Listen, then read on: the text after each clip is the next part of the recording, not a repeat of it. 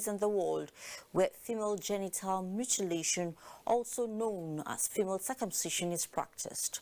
Basita Ipang in this report uncovers the myth behind this age-long practice described by many as a curse from the dark ages of the 21st century.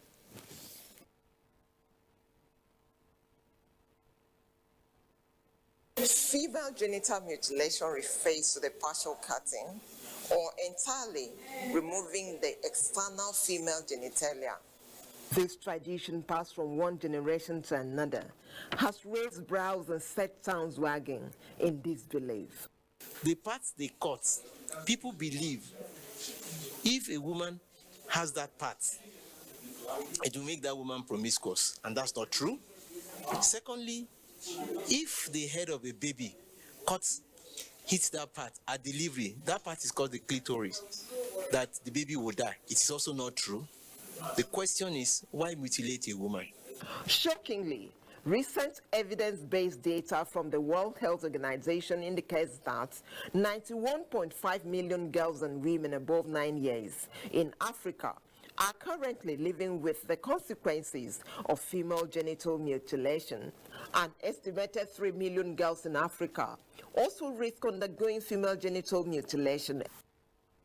45-year-old Christy had her genital part cut by her mother at the early years of her life. She has 3 daughters and out of ignorance also subjected her first daughter to the same practice just to fulfill cultural demands. And the belief in my tradition then is that if a woman is not done, that she will be loosed. And they also believe that giving birth will be difficult. So it was done. Because Christy is not alone. Lola here shares her own experience. I was caught, my sisters were caught, my mom, my aunts, practically everybody, that I know were all caught. And I realized that it had no benefit to us because the whole idea is patriarchal. And it has a lot of side effects on the female. I went through forced cesarean section. And people need to understand that these are harmful practices and it's against the woman's rights. There are laws against the practice of FGM. And if people do this and they are caught, they are either liable to pay a fine of 200,000 or to go to jail for 4 years.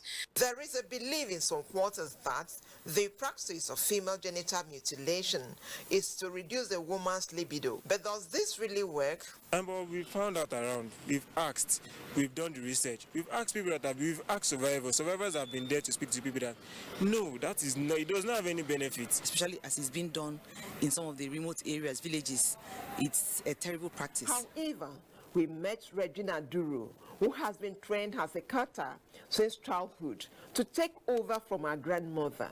Fortunately, she boldly decided that the practice must end in her generation. Coming from a family of perpetrators, when we say perpetrators, we mean people who actually do the cutting. If you come to the family of the cutters, there's this air of importance, air of being chosen by the gods of fertility that allows the cutting, that choose who he or she favors, If I had continued when my grandmother died, I would have also raised other cutters. I had to stop it in my generation.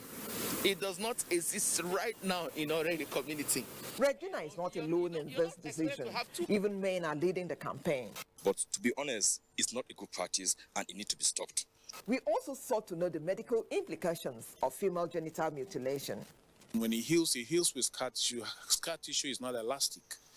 So when the baby is coming, if it's too much, it will obstruct that baby coming out.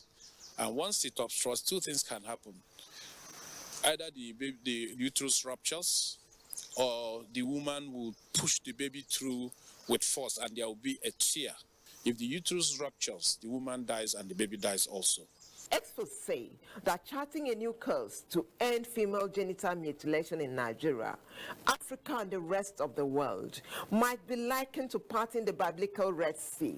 But come what may, girls and women who are at risk of this practice say they must find a way to get to the promised land where they can live without being afraid of their bodies being violated.